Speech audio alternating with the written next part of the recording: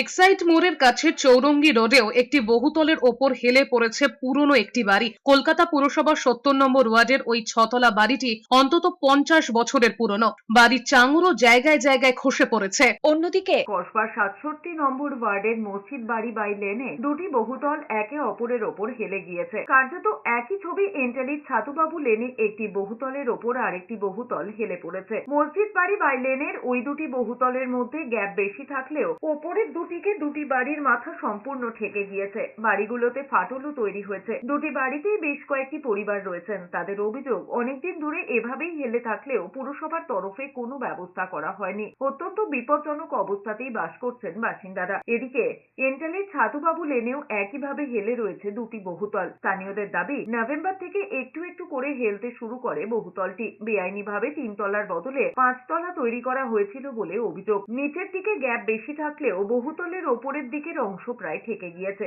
অন্যদিকে বিধাননগর পুরসভার জগৎপুরের নেতাজি পল্লীতে ৩ তলা এবং ৪ তলা দুটি বাড়ি বিপজ্জনকভাবে হেলে থাকায় বাড়ি ভেঙে ফেলার নোটিশ দেওয়া হয়েছে। ৭ দিনের মধ্যে আবাসিকদের বাড়ি খালি করতে বলা হয়েছে। পুলিশ এসেছিল, পুলিশ এসে দেখে গেছে, কর্পোরেশনের লোকও দেখে গেছে, কিন্তু এইভাবে অবস্থা পড়ে রয়েছে দীর্ঘদিন ধরে। অবজেকশন তো দেওয়া হয়েছে, নাহলে পরে কর্পোরেশন থেকে লোক এসেছিল, এসে দেখে গেছে। তারপরে ওরা কোনো ডিসিশন নিতে পারেনি, তাই এই অবস্থায় রয়ে গেছে এখন।